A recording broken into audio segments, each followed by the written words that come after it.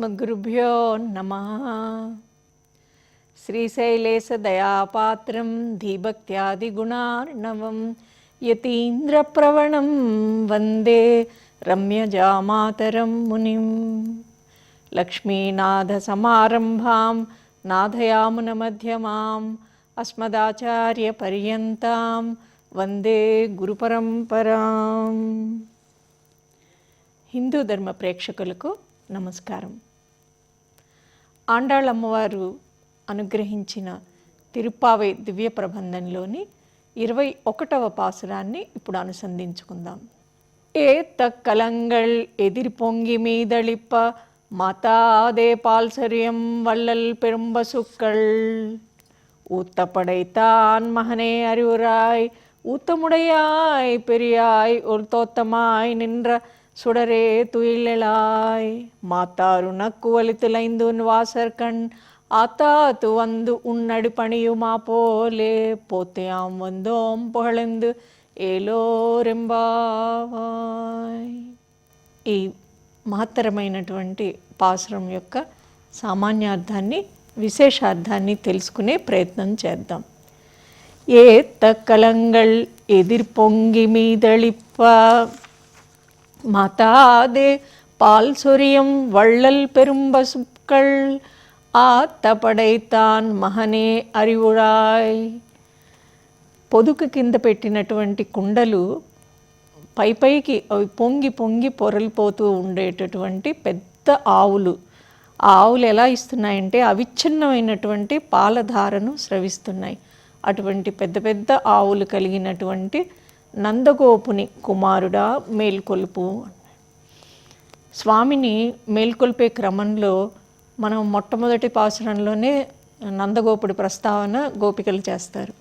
నందగోపుని కుమారుని అంటే స్వామికి చాలా విధేయుడైనటువంటి శ్రీకృష్ణ అని అప్పుడు పిలుస్తారు. తర్వాత 16వ పాసురంలో నాయనాయన నందగోపనుడైన కోయిల్ కాప్ప అని నాయకుడైన నందగోపాలుడా అని పిలుస్తారు. అక్కడ స్వామిని ఒక్కొక్క విధంగా నందగోపనుడితో వీళ్ళు అన్వయిస్తూ ఎలా చెప్తున్నారంటే నందగోపుడి యొక్క శౌర్యం, పరాక్రమం, ఆయన యొక్క భుజబలం, గజబలం ఇవన్నీ కూడా ప్రస్తావిస్తూ ఈ పాసురంలో గోసమృద్ధి చాలా ఎక్కువగా కలిగినటువంటి నందగోపుని యొక్క ప్రియమైన పుత్రుడా చిన్ని కృష్ణ మేల్కొలు అని చెప్పి వీళ్ళు స్వామిని నిద్రలేపే ప్రయత్నం చేస్తున్నారు. నందగోపుడు ఆయన మొదటి పాసురంలో ఆయన ఏం ధరించి ఉన్నారని వీళ్ళు పాడతారు. వాడి అయిన వేలాయుధం. వేలాయుధం అంటే సామాన్యార్థంలో ఒక వీళ్ళు చేత ధరించేటటువంటి ఒక ఆయుధం. కానీ విశేషార్థాన్ని గమనిస్తే వేలాయుధం అనేది ఉపదేశ ముద్ర. నందగోపుడు ఎవరు? ఆచార్యుడు. ఆయన ఒక ఉపదేశ ముద్ర ద్వారా శిష్యులకు ఆత్మ యాదాత్మ్య జ్ఞానాన్ని ప్రసాదిస్తూ ఉంటారు. ఆ వేలాయుధం వాడిగా ఉందని వీళ్ళు చెప్తారు. ఎలా వాడి అయిందంటే ఆ జ్ఞానము భగవత్ సంబంధమైనటువంటి శాస్త్ర జ్ఞానం చేత పదును పెట్టబడింది. భగవంతుడికి ఎవరైనా రక్షణ ఉండగలరా? కానీ ఎవరికైతే ఎక్కువ ప్రేమ ఉంటుందో వాళ్ళు వాళ్ళ పరిమితులు మర్చిపోతారు. స్వామిని తానే రక్షిస్తున్నాను అనే భావంతో ఆయన పరిపూర్ణమైన ప్రేమతో నిండి ఉంటాడు నందగోపాలుడు. అంతేకాకుండా శత్రువులు ఎవరు అంటే బయటికి కనిపించేటటువంటి ఏ రాక్షసులో వాళ్ళే శత్రువులు కాదు. అంత శత్రువులైనటువంటి కామక్రోధాది దుర్గుణాలన్నిటినీ కూడా కలిగి ఉన్న వాటిని ఈయన భయపెడుతూ ఉంటారు ఆ శత్రువుల్ని. ఎందుకని? ఆ ఉపదేశం ద్వారా. ఆ ఉపదేశం ఎప్పుడైతే మన మనసుకి అన్వయించుకుంటామో అప్పుడు మన లోపల ఉన్నటువంటి చెడు గుణాలు బయటికి వెళ్ళిపోతాయి. అలాగే నాయకనాయ అంటారు. నాయకుడు. ఎందుకు నాయకుడు అయ్యారంటే నాయకుడు ఎప్పుడు కూడా ఇతరులకు అందిస్తాడు. తానొక్కడే అనుభవించేవాడు ఎప్పుడు నాయకుడు అనుకోరు. కానీ ఇలాగే ఆ విశేషార్థంలో ఇక్కడ నందగోపుడు అనేటటువంటి ఆచార్యుడు కూడా స్వామిని ఇతరులకు అందిస్తారు. అంటే ఎలాగైతే తన లోపల ఉన్నటువంటి గొప్పదైనటువంటి పరబ్రహ్మతత్వాన్ని తెలుసుకున్నటువంటి తత్వజ్ఞానాన్ని శిష్యులకు అందించేటటువంటి నాయకుడు. అలాగే అంబరమే తన్నీరే సోరే అని వస్త్రాన్ని, జలాన్ని, అన్నాన్ని ధర్మబుద్ధితో ఎలాంటి పక్షపాత బుద్ధి లేకుండా అందరికీ ప్రసాదించే నందగోపుని కుమారుడా అన్నారు వీళ్ళు. ఎలాగైతే ఆత్మకి ధారకం ఈ ఆచార్యుల యొక్క ముఖ వికాసం, భగవంతుడి యొక్క ముఖ వికాసం. అదే మన శరీరాన్ని కప్పి ఉంచేటటువంటి అందమైన వస్త్రం ఎలాగుంటుందో ఆత్మకి స్వామి యొక్క ముఖ వికాసం పొందడం, దాన్ని కలిగించేటటువంటి మార్గాన్ని మనకి ఆచార్యులు చూపిస్తారు. అలాగే నీరు లేకుండా శరీరం నిలవదు. ఆ నీటిని అంటే విశేషార్థంలో శ్రద్ధని, ఈ జ్ఞానాన్ని తెలుసుకోవాలి అనే శ్రద్ధనే నీరుగా చెప్తారు. ఆ నీటిని అందించింది కూడా ఈ నందగోపాలుడే. అలాగే అన్నం మనకి పోషకం, ఆత్మకి పోషకం భగవంతుడి యొక్క ఆనంద అనుభవం. శాశ్వతమైనటువంటి ఆ ఆనందాన్ని ఎవరు ప్రసాదించగలరు మనకి అంటే ఆచార్యుడు. ఆ ఆచార్యుడు ఎవరంటే ఈ నందగోపాలుడు.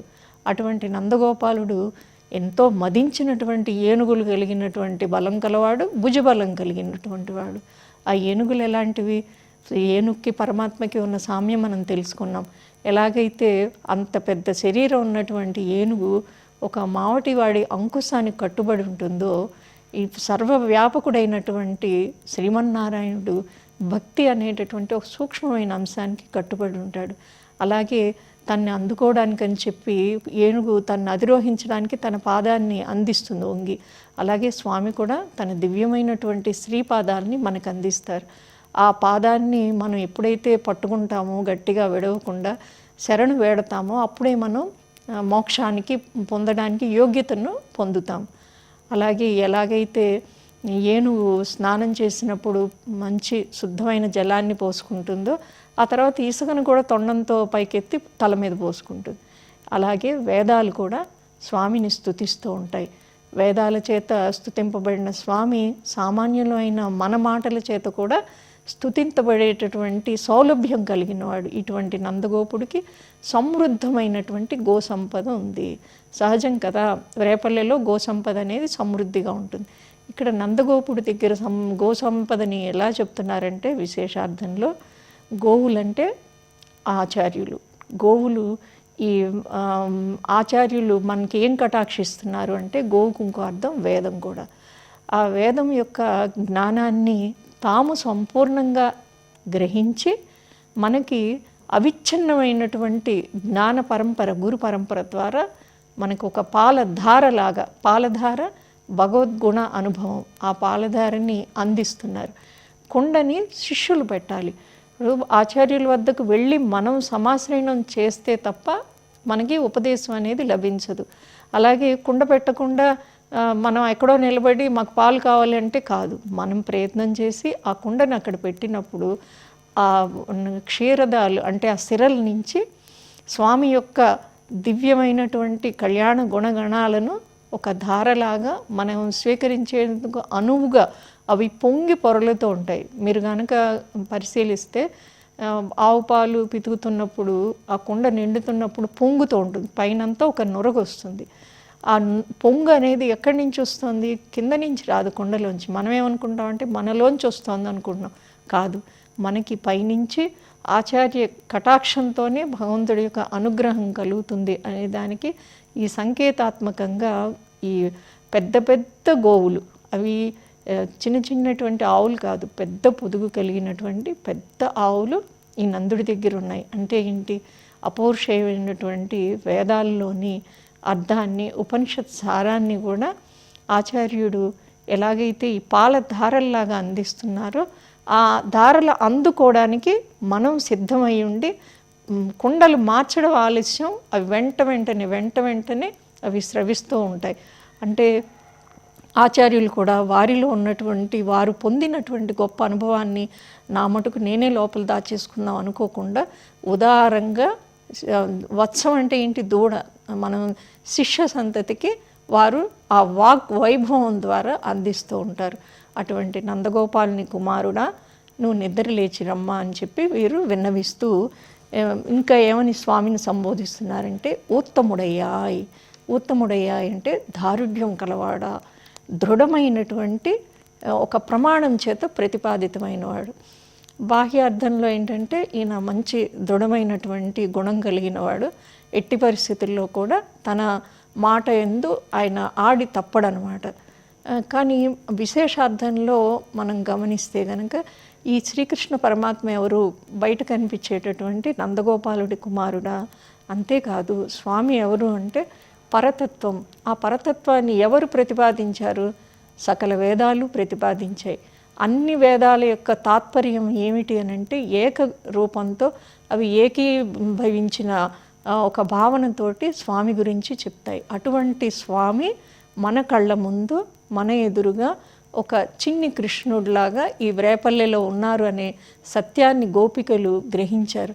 వారు ఆడిపాడే చిన్న పిల్లలు మాత్రమే కాదు, సకల శాస్త్రాలని తెలిసినటువంటి ఆండాళ్ళమ్మవారి చెలికత్తులు. అందుకని వాళ్ళకి ఈ విశిష్టమైనటువంటి జ్ఞానాన్ని వాళ్ళు పొంది ఉన్నారు.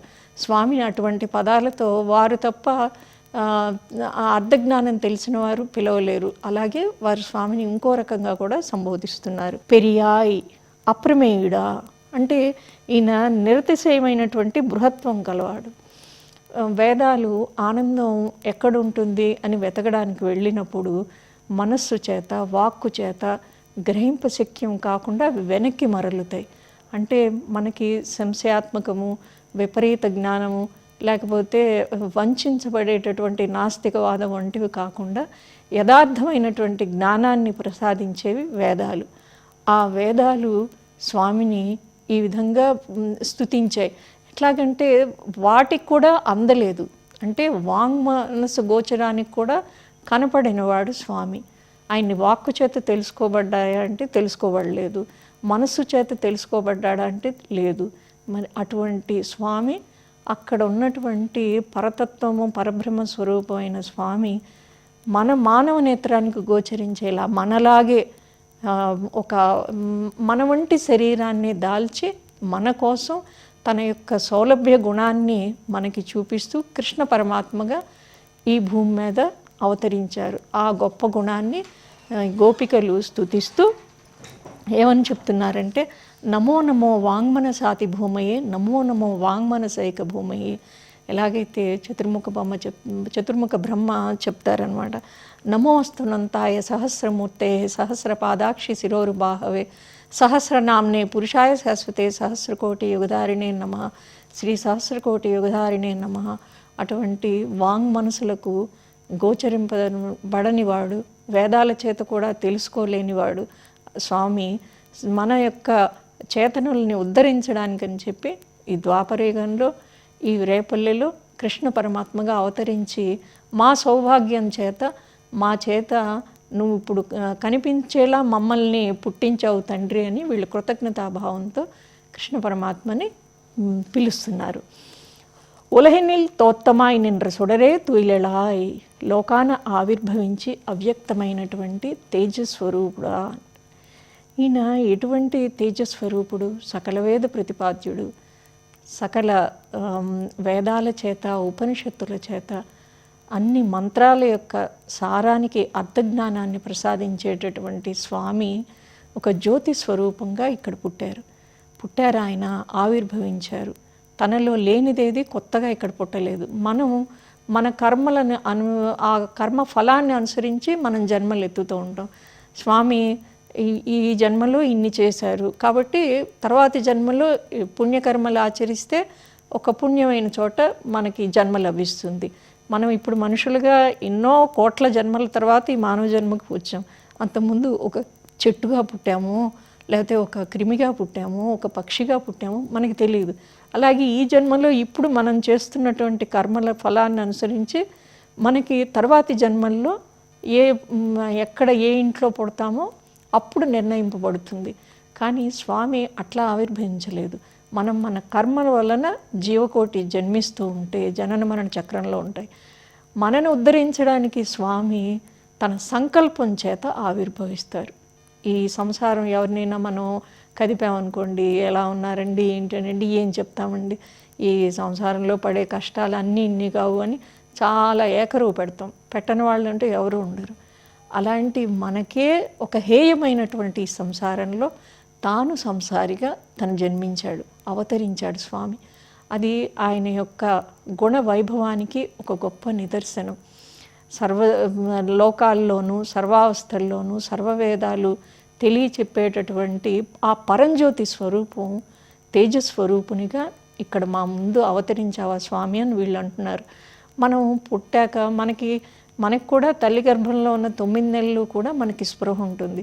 నేను క్రింద జన్మలో ఈ పనులు చేశాను, ఆ రోజు ఈ పనులు చేశాను, ఇది ఇలా చేశాను, నేను మళ్ళీ పుట్టినప్పుడు ఈ విధంగా చేయను, ఇలా ఉంటాను అని 9 నెలలు జీవుడు పరితపిస్తూ ఉంటాడు. ఎప్పుడైతే భూమి మీదకి వస్తాడో ఆ క్షణాన్ని శఠ అని చెప్పి ఒక పొర ఆవరిస్తుంది మనందరినీ. మనకి కనుక పూర్వజన్మ స్మృతి కనుక ఉంటే ఈ జన్మలో మనం దాచుకున్న డబ్బు, నగలు అవన్నీ కూడా ఎక్కడున్నాయో అన్నీ మనం మళ్ళీ జన్మలో ఉపయోగించేసుకుంటాం. మనకి ఏమీ గుర్తులేదే, మనం ఎవరో తెలీదు, ఎక్కడ పుట్టామో తెలీదు, ఎక్కడ మరణించామో తెలీదు. ఇప్పుడు పుట్టాక మనకి ఏంటి అనేది మళ్ళీ మన ఫ్రెష్గా మొదలవుతుంది. అది మన యొక్క జనన మరణ చక్రంలో జీవుడు పొందేది. కానీ తేజస్వరూపుడైన స్వామిని పరంజ్యోతి స్వరూపంగా గోపికలు చెప్తున్నారు. ఎందుకనంటే స్వామి యొక్క స్వస్వభావం అనేది మారదు, అది అలానే ఉండి మాయ చేత కప్పబడదు. మనమందరం మాయతో కప్పబడి ఉంటాం. స్వామి స్వభావం కూడా, ఆయన యొక్క ఆశ్రిత వాత్సల్యం అనేది కూడా అది లోక ప్రసిద్ధం. మనం చూస్తే పార్థసారథి అనే పేరు ఎంతో గొప్పది. చెన్నైలో పార్థసారథి కోవెల్ అనేది 108 విదేశాల్లో ఒకటి. చాలా గొప్పగా ఉంటుంది ఆ గుడి. పార్థసారథి అంటే ఏంటండి? Car driver. ఆయన ఆ వృత్తిని ఎంత ఉన్నతంగా చేపట్టారు, ఎవరి కోసం చేపట్టాడు?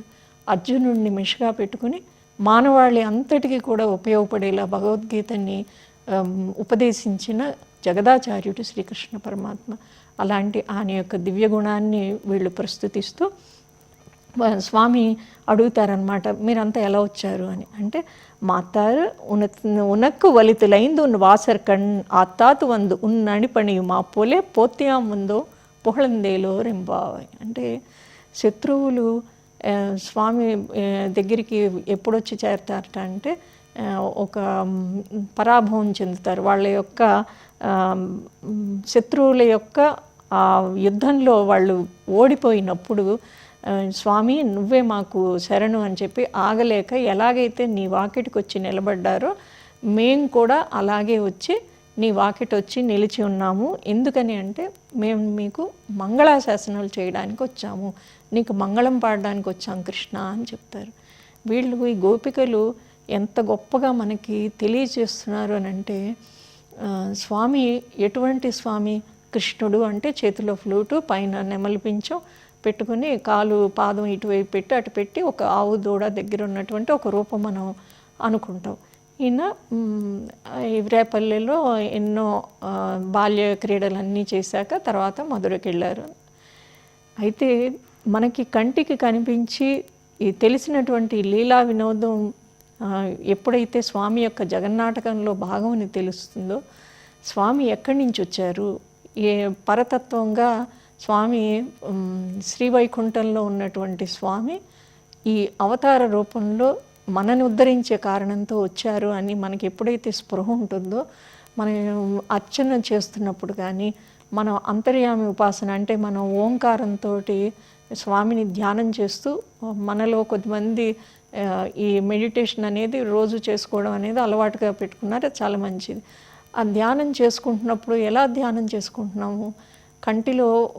కంటికి ఎదురుకుండా కనిపించేటటువంటి ఈ రూపం వెనక ఎక్కడున్నటువంటి పరబ్రహ్మ ఎవరు ప్రతిపాదించారు, ఎన్ని వేదాలు ఏ విధంగా చెప్పినా తెలియజాలన్నటువంటి స్వరూపం మన కోసం అని చెప్పి మన హృదయ కమలంలో ఉండడానికని వచ్చాడు అనే భావంతో ధ్యానం చేసినప్పుడు మనసు మరింత ఏకీకృతమై స్వామి వైపు మరలుతుంది. అలాగే మనం పూజ చేస్తున్నప్పుడు మన ఇంట్లో ఎదురుకుండా పెద్దవాళ్ళు లేకపోతే ఎవరైనా స్వామిలో ఇచ్చినటువంటి ఒక చిన్న విగ్రహం ఉందనుకోండి, కృష్ణుడితో, స్వామితో, వెంకటేశ్వర స్వామితో, సీతారామ లక్ష్మణులతో ఉందనుకోండి, ఆ స్వామి మనకు కనిపిస్తున్నట్టు ఇది వెండి అండి, పంచలోహమా, లేకపోతే రాగితో చేశారా, ఇవి కాదు. ఆ మూర్తి వెనక ఉన్నటువంటి అంతర్యామిగా ఉన్న స్వామి ఎవరు, ఆ స్వామి ఎక్కడి నుంచి వచ్చారు, ఎందుకు ఈ రూపంలో ఉన్నారు అంటే మన మనసుకు ఒక ఆలంబన ఏర్పడి మన మనసు కుదురుగా బాహ్యమైనటు శుద్ధి మాత్రమే కాకుండా స్నానం చేయడం ద్వారా ఆంతరంగిక శుద్ధి కలగాలి అంటే మన మనసులో భావనలు మంచి స్వచ్ఛంగా ఉండాలి. ఎప్పుడు ఆ స్వచ్ఛత వస్తుంది? మనసులో ఈ ఆలోచన అనేది కుదురుకోవాలి. మన ఎదురుకుండా ఉన్నటువంటి విగ్రహం అనేది ఒక లోహంతోనో మట్టితోనో చేసిన విగ్రహం మాత్రమే కాదు, అందులోకి స్వామి యొక్క శక్తి అనేది అందులో నివిడీకృతమై ఉంది. ఆ స్వామి ఎవరు, ఎక్కడి నుంచి వచ్చారు, మన కోసం ఇక్కడ వచ్చి ఇంత సులభంగా అంగుష్ట పరిణామంలో ఆయన మన ఇంట్లో మన పూజా మందిరంలో ఉన్నారు అన్న ఆ శ్రద్ధ జ్ఞానం మనకి కలిగినప్పుడు చాలా యాంత్రికంగా స్వామి మీద పుష్పాన్ని విసిరేయం. ఎంతో మన ఇంట్లో పసిపిల్లలకి మీరు గమనిస్తే రోజుల పిల్లలకి కానీ నెలల పిల్లలకి కానీ ఇంట్లో అమ్మమ్మలు బామ్మగారులు వాళ్ళు స్నానం పోస్తున్నప్పుడు ఎంత జాగ్రత్తగా మృదువుగా ఏమాత్రం నొప్పి పెట్టకుండా ఎలా చేస్తారో అంతే ప్రేమతోటి మనం పూజా మందిరంలో ఉన్న స్వామికి ఉపచారాలు చేయగలిగినాడు మన జన్మ ధన్యత చెందుతుంది. ఈ విషయాన్ని ఈ పాసురం ద్వారా అంతర్లీనంగా మనకి తెలియజేస్తూ, ఎలాగైతే శత్రువులు బలానికి లొంగిపోయి వచ్చారు, వాళ్ళకి ఏం కావాలి, రాజులు ఉంటారు, సామంతరాజులు, స్వామి చక్రవర్తి వచ్చి శరణు పొందుతారు. పొందినప్పుడు ఏంటి, వాళ్ళ ప్రాణరక్షణ జరుగుతుంది. స్వామి ఏం చేస్తారు, సరే నీ రాజ్యాన్ని నీకు తిరిగిస్తాను, నువ్వు వెళ్ళి పరిపాలించుకో అని చెప్తారు. మేము అలా రాజ్యం కోసం కూడా రాలేదు, కేవలం నిన్ను సేవించుకోవడానికి. ఈ పాసురానికి వచ్చేసరికి గోపికలు ఏం చెప్తారంటే, నీకు మంగళం చేయడానికి, అంటే వీళ్ళలో ఉన్న ప్రేమ భావం అనేది పొంగి పొరలుతుంది స్వామిని. ఇదివరకంతా నిన్ను ఇలా పొందాలి అలా పొందాలి అన్నీ వాళ్ళ మనసుల్లో ఉంటాయి, కానీ ఒక్కొక్క దశని వాళ్ళు దాటుతున్నప్పుడు ఎప్పుడైతే భాగవత భక్తులని వాళ్ళు ఆదరించి మొట్టమొదటి 10 మంది గోపికలను మేల్కొల్పారు, ఆ తర్వాత ఆచార్యుడైనటువంటి నందగోపుని వారు సేవించారు. నందగోపుని ద్వారా మంత్రరాజమైనటువంటి అష్టాక్షరి మంత్రాన్ని యశోదమ్మ దగ్గర పొందారు. ఇప్పుడు వారు స్వామినే కావాలి అనే దృష్టితో వాళ్ళు పొందుతూ ఉన్నారు. ఇటువంటి సర్వేశ్వరుడి యొక్క నిరుపాధికమైనటువంటి శేషత్వాన్ని పొందిన గోపికలందరూ కూడా తర్వాతి పాసురంలో ఏ విధంగా స్వామిని వాళ్ళు కీర్తించారో తెలుసుకుందాం. ఆండాళ్ తిరువడిగళే శరణం.